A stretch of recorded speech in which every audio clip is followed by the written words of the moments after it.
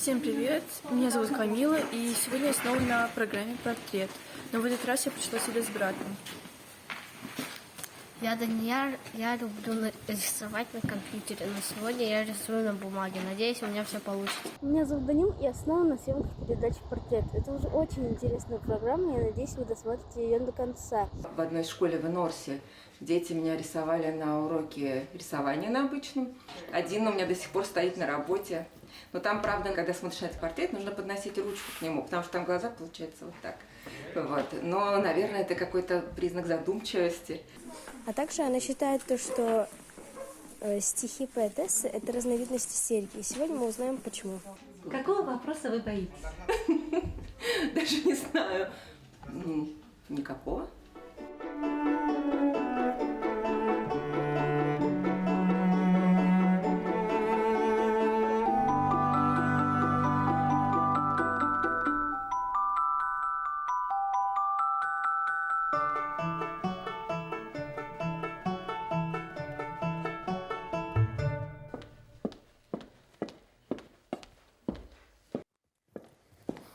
Добрый день, здравствуйте.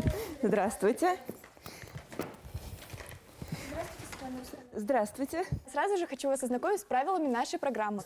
Мы задаем вопросы, вы отвечаете. В конце вас ждет сюрприз. Вы сможете выбрать любой из понравившихся вам портретов. Ого. Подарок. Как ваше настроение? Чудесно. Ну, такое вот примерно как эти цвета пока. Здравствуйте, меня зовут Камила. Очень приятно, Камила. Однажды я читала одно из ваших произведений, там, где вы описывали поэтов и поэтесс, сравнивали их. Серьезно? Это же взрослая статья.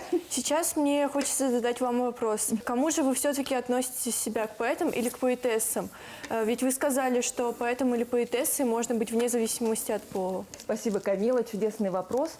Тут очень просто ответить. Я же не отношу себя ни к поэтам, ни к поэтессам. Я прозаик. Я пишу в основном прозу, ну и немножко драматургию. Ну, а стихи я себя не отношу ни к поэтам, ни к поэтессам. Я просто иногда пишу стихи.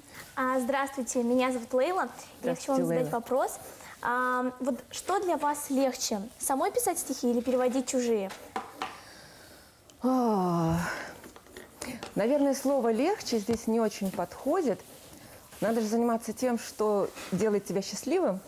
Вот. А легче – это обычно не про счастье. Легче лежать на диване, вообще ничего не делать. Не знаю, с книжкой или с киношкой хорошей валяться. Когда ты пишешь стихи, ты их тоже переводишь с каких-то ангельских языков. Но переводить, конечно, безумно интересно. Это же как соревнование, как путешествие, как состязание какое-то. Нужно же сделать стихотворение на русском языке, но чтобы оно было при этом не твоим, а принадлежало вот тому автору, который его написал. Наверное, это похоже на игру актера. То есть как будто бы ты перевоплощаешься в другого человека. Это не легче, это интереснее. Ну, а к своим стихам я не отношусь очень серьезно, если честно. Да. Здравствуйте, меня зовут Амина. Здравствуйте. И у меня есть к вам вопрос. В одном интервью вы говорили то, что стихи у поэтессы – это истерика. Почему вы так считаете?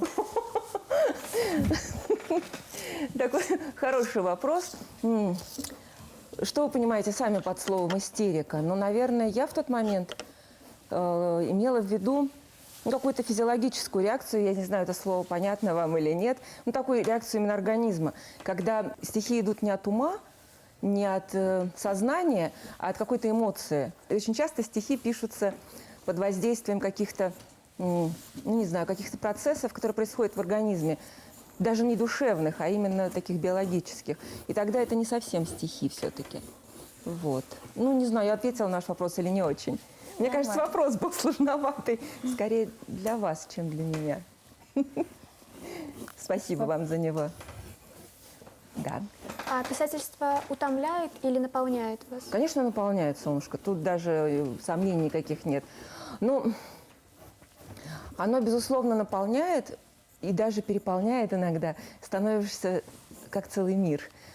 Но когда ты выходишь из этого процесса, ну вот пишешь, а потом отвлекся, да, наверное, чувствуется очень сильная усталость, как после долгого путешествия. Но это хорошая усталость, которая нравится. Спасибо. Спасибо вам. Да. Кем вы хотели стать до того, как стали писателем? Спасибо, Данияр. Я, наверное, родилась писателем И как-то для меня это было всегда очень естественно. Писать вот так же, как, ну, как дышать, как разговаривать, как смеяться. Но я даже, и поэтому я даже не думала, что это может стать профессией. Вот. И я в детстве, знаете, я хотела быть клоуном, который выступает с дрессированными животными. Мне казалось, что это самая веселая профессия в мире. И вот, мне очень нравились животные. И очень нравится, когда люди смеются. Иногда я людей смешу, конечно. Вот. И животные у меня дома почти всегда живут. Но мы с ними не дрессируем друг друга. А точнее, животные скорее дрессируют меня, чем я их. Да. Меня зовут Данил. Какая фраза из фильма вам запомнилась больше всего? Или какая вам больше всего нравится? Вот это, наверное, вопрос, который ставит меня немножко в тупик. Столько интересных фильмов и столько веселых фраз из них. Ну, может быть, что-нибудь из Шерлока Холмса. Это элементарно, Ватсон. Или лучше, есть ли у вас план, мистер Фикс? Очень странный вопрос, но веселый. Спасибо. И вам тоже спасибо. Спасибо. Да, А Золотко. с каким своим произведением вы бы посоветовали ознакомиться человеку, который ни разу вас не читал? Ой, ну это, наверное, зависит от человека, потому что если это человек вашего возраста, то лучше почитать что-нибудь детское. А если это взрослый человек, ну, наверное, рассказ «Чудеса Несвятой Магдалины» или «Повесть ниже неба». «Повесть ниже неба», кстати, можно читать, наверное, и вам. Она как раз про художника, про Касыма Давлеткильдеева. Ну или вот недавно вышел роман «Шурале». Можно его прочитать. Обязательно прочитаю. Я не настаиваю, чтобы вы это сделали. О какой игрушке вы мечтали в детстве? О, игрушки. Когда я была маленькая, в парке Якутова был такой аттракцион в виде лошадок, такие маленькие трехколесные велосипеды. Впереди была лошадь, а сзади повозка. Ребенок садился в повозку, вот так вот педалями крутил, лошадь делала вот так, вот так, вот так, и ты держался за уздечку и как будто бы ехал на лошади. Мне очень нравилась эта игрушка. Хотелось иметь свою такую, чтобы можно было по улицам разъезжать на такой игрушечной лошади. Очень хотела игрушечную колесную лошадь. Или даже, наверное, это не колесная лошадь, а педальная. Иногда я так, когда рассержусь, ругаюсь, говорю: лошадь, ты педальная. Да. С кем из поэтов у вас больше духовной близости? Ого, вот это вопрос. Из ныне живущих или вообще из любых? Из тех, которых вы переводили. О, из которых я переводила. Ну, наверное, это Лариса Абдуллина. Я чувствую с ней прямо вот настоящее родство. И те стихи, которые я перевожу у нее, мне иногда кажется, что я их сама когда-то написала, может быть, во сне, и просто пишу их заново. Бывали ли у вас моменты дикого страха? Дикий страх у меня связан с боязнью высоты. Я очень боюсь высоты. И буквально вчера я вспоминала, как шла по Висячему мосту, и настолько испугалась, что я остановилась на середине и не могла идти ни вперед, ни назад. И ко мне подошел друг нашей семьи, взял меня очень аккуратно за талию и тихонечко по шагу провел. Вот. И вчера как раз я вспоминала эту историю, потому что вчера как раз попала на этот Висячий мост спустя, наверное, лет 20. Я очень давно там не была. И я вспомнила этот ужас, но и могла пройти, в общем-то, по этому мосту. Но я не буду вас обманывать, я этого не сделала. Разговаривая с вами, я теперь жалею о том, что я не пробежала туда и обратно. Но он очень сильно раскачивается. И он над рекой. Я не боюсь упасть в воду, но там довольно не так глубоко, и я даже не знаю. В общем, это иррациональный страх. Спасибо большое за ответ. Сейчас я больше боюсь за своих детей, чем за себя. Вот. И вообще бояться неинтересно. Да. Как отнеслись к вашему дару родители? Да никак, они не воспринимали это как прям дар. Вот. Но дети же все время что-то делают, они рисуют, как вы. Я там собирала какой-то самокат себе сама делала, вырезала кукол. У меня был маленький свой театр кукол, я делала кукол из чего только попадется, даже из маленьких стеклянных банок. Вот вы уже не помните, а сметана раньше была в стеклянных баночках. Я делала из таких банок кукол, из тряпок, из чего угодно. Ну и понятно, что все это время я писала и даже не всегда показывала, потому что мне казалось, это никому не интересно.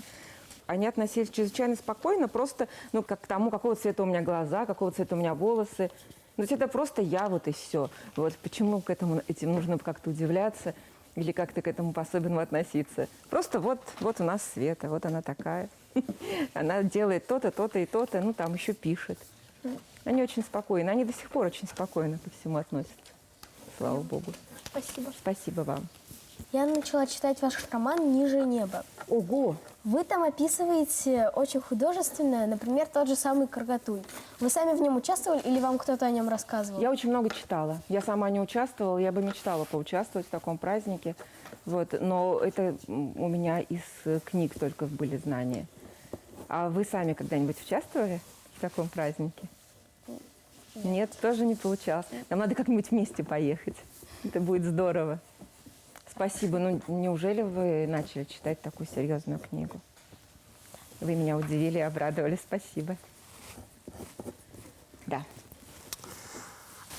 Как вы относитесь к писателям, которые крадут чужие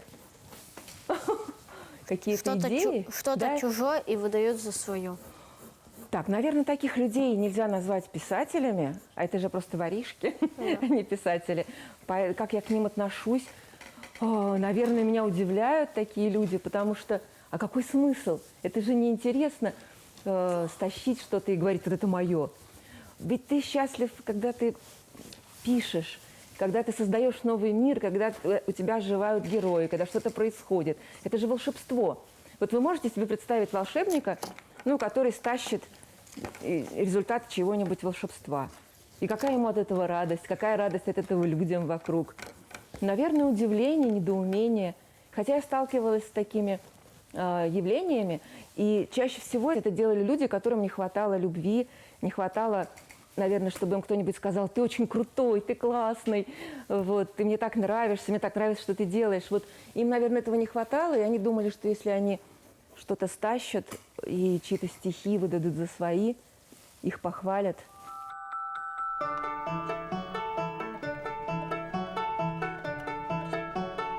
Когда ты пишешь стихи, ты их тоже переводишь с каких-то ангельских языков. Но переводить, конечно, безумно интересно. Это же как соревнование, как путешествие, как состязание какое-то. Наверное, это похоже на игру актера. То есть как будто бы ты превоплощаешься в другого человека. Да. Кто? Давайте, наверное, вы. Спасибо. Бывали ли у вас периоды затяжных депрессий или других эмоциональных упадков? Они способствовали вашему творчеству или же, наоборот, приводили его к затруднениям, к тупикам? Интересный вопрос. Вот у вас такие вопросы серьезные, конечно. Да, у меня были периоды затяжных депрессий. Вот. И к таким периодам, как я уверена, нужно относиться тоже как к приключению. Просто приключение, оно не обязательно же радостное. Это новое состояние, его интересно исследовать, чтобы потом знать, как об этом написать. Потому что если бы мир воспринимался все время очень солнечным, радостным, то это было бы неправда же, потому что в нем же есть очень много зла. И если не знать, не сталкиваться с этим злом лицом к лицу, то, наверное, нельзя быть полноценно хорошим писателем, стопроцентно. А еще страшнее сталкиваться со злом внутри себя и пытаться с этим или договариваться, или взаимодействовать как-то. Когда я сейчас общаюсь с людьми в депрессии, а такое бывает, к сожалению, сейчас у многих случается депрессия, я говорю, ну это же здорово, разговаривай с этими демонами, главное им не сдаваться, чтобы они не взяли полностью над тобой власть. А так вот именно пообщаться. Ну, мы же не всегда общаемся с теми, кто нам нравится. Иногда интересно пообщаться с тем, кто тебе не нравится, но он другой, чем ты. И раз он другой, чем ты, значит, это тоже какое-то приключение. Вот. Но депрессия – это такие демоны. И заставлять этих демонов служить своему творчеству, ну, это вот… А можете ли вы дать пару советов, как бороться с такими состояниями? Или же приводить их к тому, чтобы быть работоспособным в них? Депрессия, она же чем страшна, что человек ничего не хочет. Когда эти демоны нападают, они лишают человека воли. Вот. Я не психотерапевт и не психолог, поэтому я не уверена, что я смогу дать какой-то стопроцентный совет. Но Надо помнить, что человек никогда на самом деле не остается в этом мире один. Как бы ему ни казалось страшно, что вот все, самая чернота, и никто тебя не любит, и ты сам себя не любишь. Это самое страшное состояние, наверное. И надо прям вот помнить, что это не так, что есть всегда кто-то, кто тебя любит, даже если ты уверен в обратном. И что обязательно будет что-то хорошее еще в этой жизни. Все в этом мире заканчивается, и страшное тоже. Главное быть самим собой и, наверное, любить себя, относиться к себе так же, как к человеку, которого ты любишь.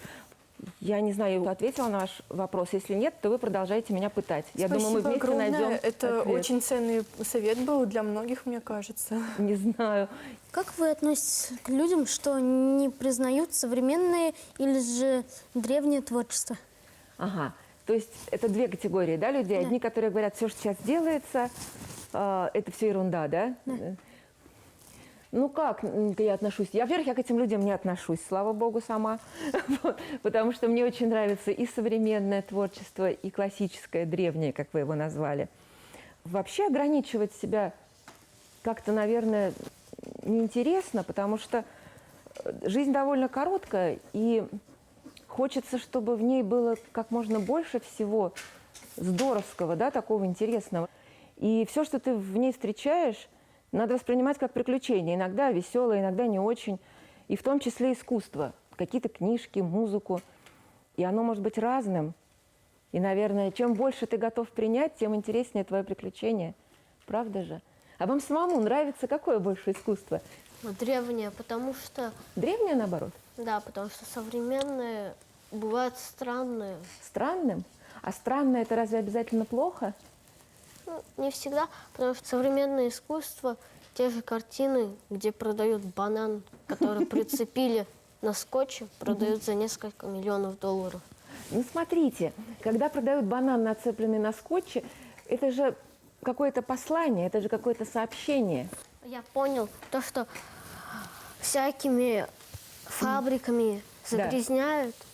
Может быть, это обозначает о том, что... То, что, получается, скотч приклеил банан и не дает ему двигаться, а именно...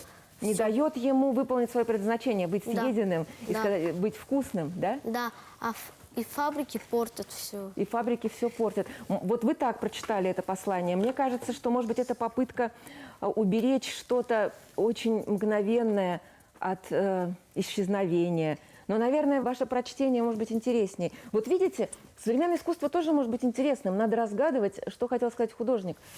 Есть ли у ваших родителей какие-либо ошибки в вашем воспитании?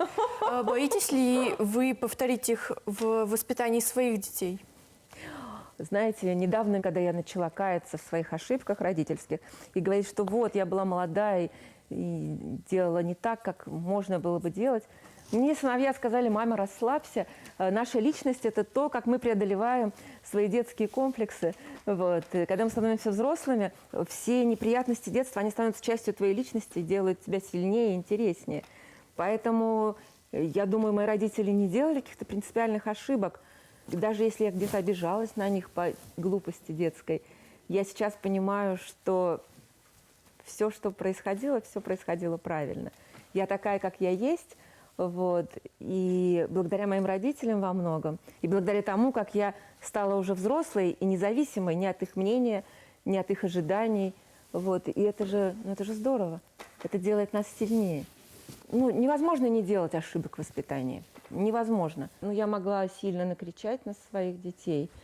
Я обязательно извинялась. Вы хорошо заметили, надо договариваться. И мы потом садились, разговаривали, обнимались. Не знаю, пили чай с чем-то вкусным. Мне, наверное, не надо бояться делать ошибки. Стараться их не делать, но не бояться. Если бы вы брали интервью у самой себя, на какие вопросы вы бы не хотели отвечать? Наверное, таких вопросов нет. Вот.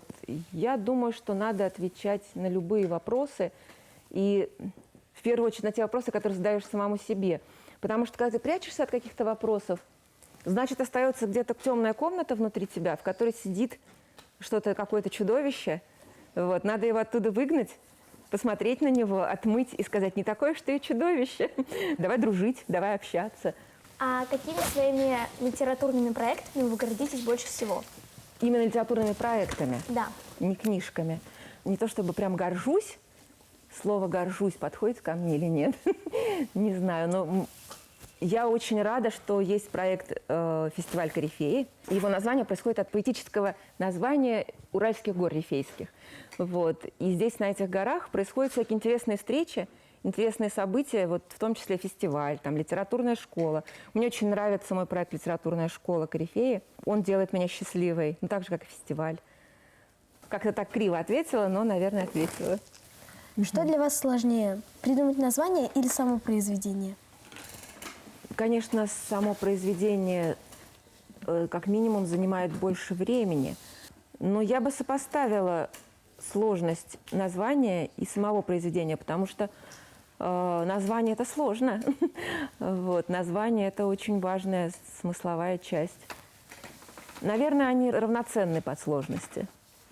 Хотели бы вы изменить в своей жизни какую-то ситуацию, где вы поступили очень глупо или неосмотрительно? Да, такие ситуации, конечно, были. Хотела бы я стереть их? Наверное, нет, потому что это же часть моей жизни, часть меня, и я бы не хотела уничтожить какую-то часть себя, потому что она мне не нравится. Поэтому я, наверное, ничего не хотела бы изменить. Нет.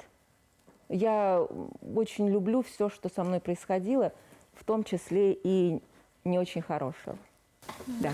Хотели бы вы уехать из России и жить в другой стране? Смотрите, ко мне это не очень относится, потому что я же пишу на русском языке. Лучше, наверное, быть там, где мой читатель. Я бы хотела свободно путешествовать по всему миру.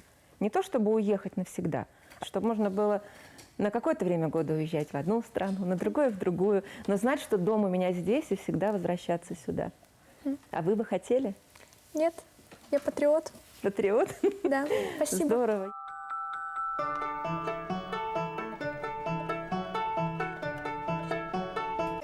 Да, у меня были периоды затяжных депрессий. Главное – быть самим собой и, наверное, любить себя, ну, относиться к себе так же, как к человеку, которого ты любишь. Все в этом мире заканчивается, страшное тоже. Если после прочтения книги читатель впал в какое-то уныние, можно ли считать, что эта книга плохая? Для меня плохая книга – это плохо написанная книга. В ней может быть все про зайчиков, про солнышко, про лужайки, но она так отвратительно написана, что хочется потом пойти и, не знаю, прополоскать рот, потому что сталкиваешься с враньем. Вот. Не искренняя книга для меня плохая, но книга, которая говорит о чем-то очень разрушительном и при этом не оставляет человеку выхода, наверное, это не сколько плохая книга, сколько опасная. Тут термин чуть-чуть другой. То есть плохая книга – это плохо написанная, а та книга, которая увеличивает количество зла на земле, это опасная книга. Так, наверное, решила. Спасибо. Спасибо вам. Как вы учились? Вы были самоучкой или где-то учились? Именно писать? Да, на писателя. Все-таки, наверное, самоучкой. Но я участвовала потом и в разных семинарах. Писателю в этом плане чуть проще, чем художнику, потому что ты, когда читаешь хорошие книги, ты же учишься. В литературном сообществе часто устраиваются какие-то встречи, где люди учатся друг у друга. Вот так я уже училась, когда стала, ощутимо старше. А еще, когда мне было 11 лет, я ходила в кружок литературного перевода. Я выросла в Академгородке Новосибирском, у нас была английская школа. И наша учитель по английскому языку сделала кружок литературного перевода. И она учила нас переводить стихи, английские стишки на русский язык. Ну, тут, наверное, я училась. Это была здоровская учеба. Спасибо за ответ. Спасибо вам, Золушка. Да. Какой для вас идеальный рацион питания? То есть завтрак, обед и ужин? Идеальный рацион питания. Вы меня просто изумили этим ответом, этим вопросом. Это удивительный вопрос. Для меня как-то важнее, с кем ты за одним столом. Утром, наверное, это с книжкой или с журналом. В обед с коллегами, а вечером с близкими людьми. А что при этом на столе? А это важно? Я в разное время люблю разное. Иногда очень хочется только фруктов или овощей. иногда очень хочется мяса, иногда очень хочется сладости. Ну, здорово же, очень, слава богу, пока много разной еды. А вы сами что любите? Пиццу, наверное. Я так и подумала. Пока вы думали, у меня прям в голове было пицца, спорим, пицца. Я угадала. А у меня любимая еда – это борщ. Борщ? Серьезно? Да. Вы очень необычный. Так нечасто молодые люди вашего возраста любят супы, да еще и борщ. Заставить ребенка съесть борщ – это целая история. Здорово. Вы очень необычный, Даниэль, да, интересно. Есть ли у вас вредные привычки? Да, у меня есть вредные привычки. Я, например, вот ковыряю свои пальцы, видите, могу отламывать ногти. Это не очень украшающая меня привычка. И я не знаю, что с этим делать, но она у меня с детства. Когда я осознаю, что я, вот видите, отдираю заусеницу, я сразу делаю вот так и перестаю. Но иногда задумываешься о чем-то очень... или из-за чего-то переживаешь и не замечаешь, не контролируешь себя. Какие еще у меня, может быть, вредные привычки? Даже не знаю. Можно задать вопрос? Наверное, вы здесь хозяева. Конечно, задавайте. В чем, по-вашему, смысл жизни? Ого! Вот это да! Отличный вопрос. В чем смысл жизни? Вот знаете, мне кажется, что человек, он, когда рождается, когда он приходит в этот мир, он уже придуман как какое-то идеальное произведение искусства, как какая-то идеальная книжка. И вот стать соответствующим этому идеалу, полностью раскрыться. Вот в каждом человеке же есть, ну, как зернышко, да, когда он рождается, в нем есть какое-то зернышко, это талант, там, способности к тому, к другому, прочему. И за земную жизнь из этого зернышка, чтобы проросло что-то очень максимально красивое, дало плоды. Ну, то есть полностью раскрыть себя, все хорошее, что в тебе есть. А плохое постараться как-то, ну, не давать ему жизни, может быть. С тем, чтобы, ну, когда жизнь начнет уже заканчиваться, или когда она закончится, быть готовым, спокойным и уверенным, что ты сделал все, что мог хорошее. Не знаю. Вы помните свою первую любовь? Да, я вообще, наверное, все помню. Вот. Я просто думаю, что называется первой любовью. Детская влюбленность. Можно считать детскую влюбленность первой любовью? Да, можно. Можно? Ну, тогда да, помню, конечно. Я помню и детскую влюбленность, я помню свой первый поцелуй. Вот. И, конечно, я помню ту любовь, которая больше всего эмоций во мне вызывала. Да, помню. Вы проверяли мою память, работает ли она у меня? Да нет. Вроде бы все в порядке. Спасибо, Лейла. Как вы познакомились со своим мужем? Вопрос-то сложный для детей, потому что у меня как минимум 2 мужа было. Вот. Но с моим первым мужем мы вместе учились. Вот. И это был первый человек, который меня поцеловал. И я вышла за него замуж, будучи довольно юной. И была очень счастлива. И мы вырастили 2 детей, 2 сыновей. И это очень здорово. Со вторым мужем я познакомилась в Союзе писателей. У нас были общие интересы, мы оба занимались литературой. И у нас чудесная дочка. А что вы делаете, когда вам очень грустно? Что я делаю, когда мне очень грустно? Я или гуляю, стараюсь много ходить пешком, идти и думать. Или слушать музыку, а еще лучше гулять и слушать музыку. Еще очень хороший способ – это встречаться с тем, кого любишь, со своими детьми, со своими друзьями, со своей семьей. Вот. Иногда даже рассказываешь эту грусть. И мы же сегодня с вами уже запомнили, что когда говоришь о чем-то плохом или грустном, ты уже практически побеждаешь это плохое или грустное. Так что да, рассказываешь кому-то близкому, и грусти становится меньше. Если бы вы писали книгу о своей жизни, в каком жанре она была написана? О, это точно не фантастика, потому что жизнь настолько интересная, и в ней столько всего происходит. Может быть, мистический реализм? Потому что в жизни как раз все происходит именно в соответствии с мистическим реализмом. То есть, с одной стороны, все настоящее, а с другой стороны, в ней столько фантастического и чудесного, чего мы не можем объяснить. Допустим, когда вы злая, что вы делаете? Когда я злюсь, я злюсь. Наверное, как-то эмоционально все это высказываю. я могу кинуть что-нибудь на пол даже. Это считается вредной привычкой? Наверное, все-таки нет. Нет. Не знаю. Ну, вот как-то так. Бывали ли такие периоды в вашей жизни, когда вы начинали творчество, а близкие люди пытались вам помешать в этом? Ожидали ли вы такого предательства, так сказать, от них? Или же это все произошло очень неожиданно и ранило вас? Такие ситуации в жизни были, и не один раз. Предательством бы я это не назвала, потому что близкие люди же имеют право на мое время и на мое внимание. Я не думаю, что творчество может быть ценнее того, что ты вовремя, ну, например, кому-то из своих детей не дал внимания, да? Я помню, как на меня дочка очень сильно обиделась, сказала, что из-за твоих дурацких стишков ты от меня отмахиваешься. А ей, наверное, со мной было важно в этот момент поговорить. А я тогда довольно сильно рассердилась, потому что мне прям важно было это написать срочно. Но это нельзя считать предательством. Это конфликт интересов. Вот. А когда сознательно мне не давали что-то писать, ну, такие ситуации тоже были. Значит, у человека тоже были на это причины.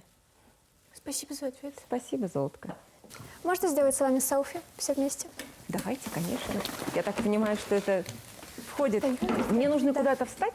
Можете сидя, можете стоя. Давайте стоя. Господи, какие же вы классные. Мальчики. Мальчика, может быть, поближе? Там, извините, пожалуйста.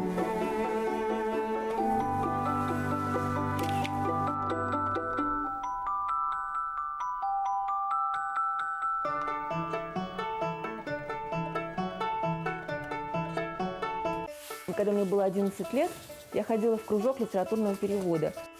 Я выросла в Академгородке Новосибирском, у нас была английская школа. И наша учитель по английскому языку сделала кружок литературного перевода. Английские стишки на русский язык. Ну, тут, наверное, я училась. Писателю в этом плане чуть проще, чем художнику, потому что ты, когда читаешь хорошие книги, ты же учишься. Для вас какого цвета счастье? Для меня... А есть такой цвет солнечный? Наверное, он похож на цвет такого яркого-яркого весеннего неба. Прям наполненного солнцем. Такой какой-то цвет. Если бы я его увидела сейчас, я бы прям ткнула пальцем и сказала, вот такой. Ну, то есть вот если закрыть глаза, то я представляю себе небо. Весеннее и солнечное. То есть это какой-то, наверное, оттенок голубого или синего. О, вы как раз здесь отвечаете за синий цвет, и вы задали этот вопрос. Это не случайно. Приглашаю вас посмотреть наши портреты и выбрать самые лучшие из них. Ох, так волнительно. Откуда же мне двигаться, с какой стороны? Наверное, с желтенькой. О, у меня голубые глаза. Здорово. На портрете я изобразила то, что от нее исходят лучи солнца, и вот как бы мысли о том произведении, которое она написала под названием «Ниже неба». Ну, вы меня польстили. По-моему, я не такая красавица, как на вашем портрете. Красотка. Спасибо большое. Светлана Рустемовна, безусловно, очень эмоциональный, яркий человек. У нее безумно красивые голубые глаза, ярко выраженная, и также зелень с белыми просветами. Это передает ее душу, всю чистоту. И здесь я тоже очень красивая. Спасибо вам огромное. Светлана, еще сердечко. Боже мой, спасибо вам огромное. Потрясающе просто. Она раскрылась для нас, мне кажется, со своей лучшей стороны. Она очень душевный, прекрасный, искренний и грамотный человек. И мне очень понравилось с ней работать. Я изобразила ее такой, потому что это, наверное, какой-то мой стиль. Ну и я вижу ее такой светлой и чудесной. Сегодняшняя наша гостья очень приятно меня удивила. Беседа с ней была очень приятной, и на все вопросы она отвечала очень развернуто и ярко. Явно она является очень искренним человеком, и творчество ее тоже пропитано искренностью. Круто, вообще здорово. А почему у меня коричневые лапки? Потому что был только такой цвет. Отлично, это не случайно. Тем более- А что значит 5 звездочек? 4,5. Это что вы хорошо пишете стихи. Но все равно где-то половинка еще не хватает. Нет, невозможно создать что-то идеальное. А тут кубик Рубик, потому что... Обалдеть просто. Это очень философский портрет. Она очень творческий человек. Хоть я не читал ни одно ее произведение, но уже понятно то, что все произведения очень хорошие. О, ничего себе! У меня здесь очень встревоженный вид, да? Как будто бы я задумалась, как ответить на ваш вопрос. Здорово. Было очень интересно. Светлана Рустемовна очень открытый и интересный человек. Жалко, что не выбрали мой портрет, но в следующий раз, надеюсь, выберут. Я не знаю, как выбрать лучшие портреты. Они настолько хороши. Я либо очень красивая, как у девочек, либо переполнена творчеством. Здесь очень много философии, а здесь я себе прям очень нравлюсь тоже. Здесь я прям... Я не могу выбрать. А так бывает? Я не знаю, что делать. Они действительно великолепны. Я взволнована и растеряна. Ой, они просто... Я не знаю, что делать. Желтый, все. Ладно. Тут просто текст, понимаете? Я очень рада, что Светлана Рустемовна выбрала именно мой портрет. Она очень открытый и веселый человек. Спасибо вам огромное. Спасибо большое. Видите, здесь текст из моей книжки. Это поразительная идея. Вот. Для меня было большое счастье с вами общаться. Вы задавали очень интересные вопросы. То, что здесь произошло, это невероятное событие для меня. Спасибо вам большое. Обязательно живите долгую, радостную жизнь, чтобы это было классное приключение, а не грустное. Невозможно расстаться с этими людьми. Я за это время просто к ним уже прикипела.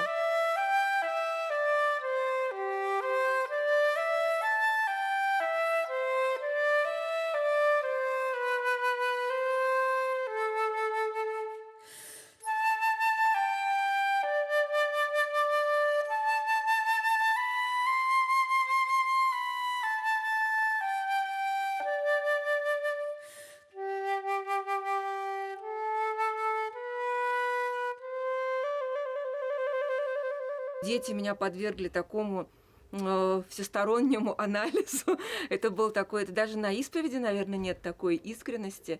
Ну ладно, на исповеди стараешься быть максимально искренним, но это вот такое вот заглядывание внутрь себя и перетрясание всех углов. Не завалялось ли здесь что-нибудь не очень хорошего, не завалялось ли здесь чего-нибудь. Вот. Ну, такая генеральная уборка получилась в воскресенье. Я хотела сегодня делать генеральную уборку, но я поленилась. Получилось, что была генеральная уборка, ну, такая вот душевная.